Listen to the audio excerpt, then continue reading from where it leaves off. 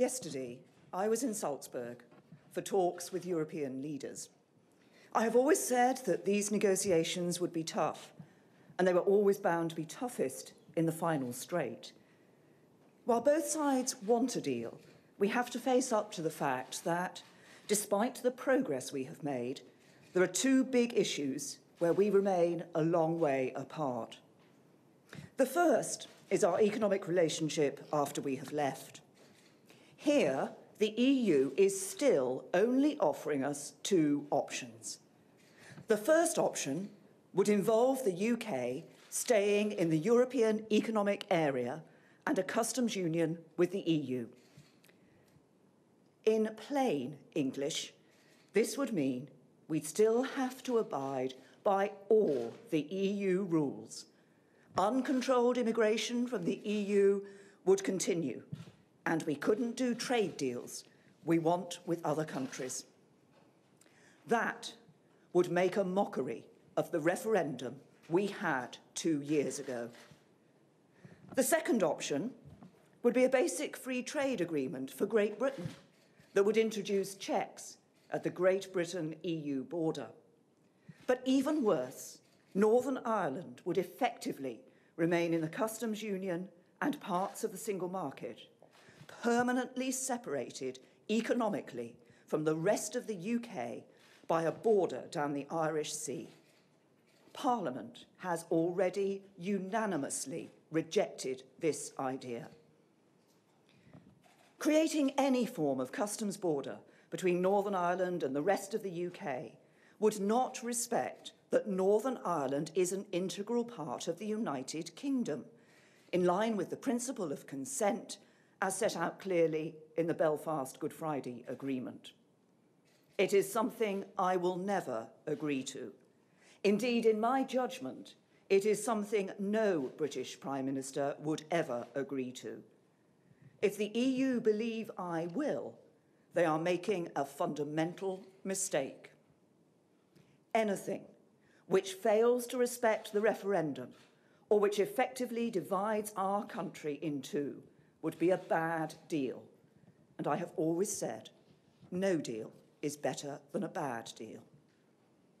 But I have also been clear that the best outcome is for the UK to leave with a deal. That is why, following months of intensive work and detailed discussions, we proposed a third option for our future economic relationship based on the frictionless trade in goods. That is the best way to protect jobs here and in the EU, and to avoid a hard border between Ireland and Northern Ireland, while respecting the referendum result and the integrity of the United Kingdom. Yesterday, Donald Tusk said our proposals would undermine the single market. He didn't explain how in any detail or make any counter-proposal. So we are at an impasse. The second issue is connected to the first. We both agree that the withdrawal agreement needs to include a backstop to ensure that if there's a delay in implementing our new relationship, there still won't be a hard border between Ireland and Northern Ireland. But the EU is proposing to achieve this by effectively keeping Northern Ireland in the customs union.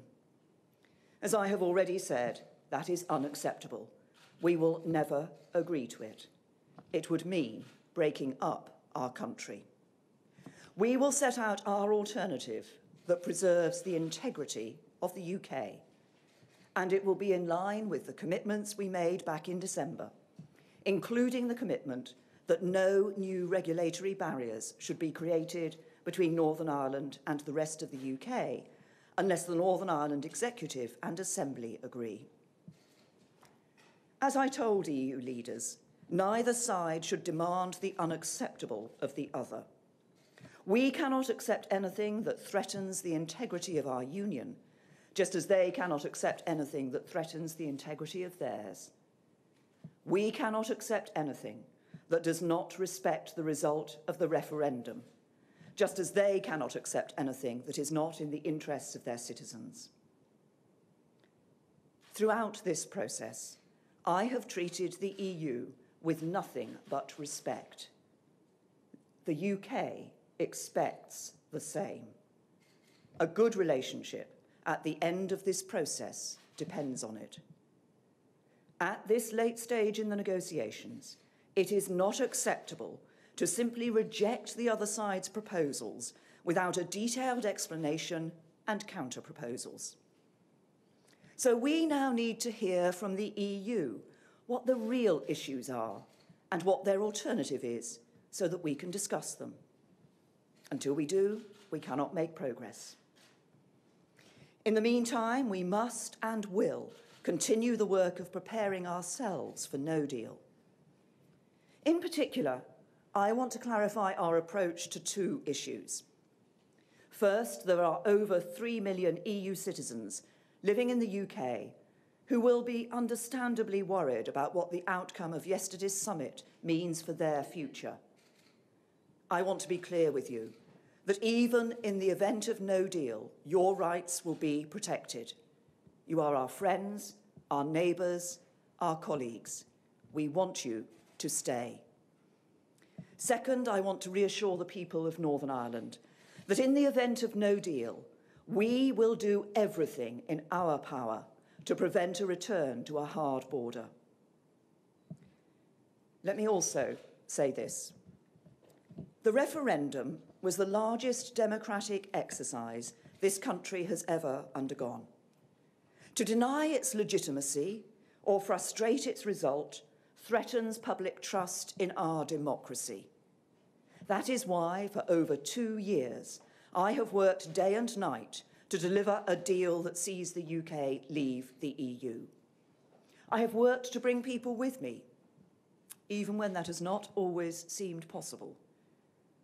No one wants a good deal more than me, but the EU should be clear.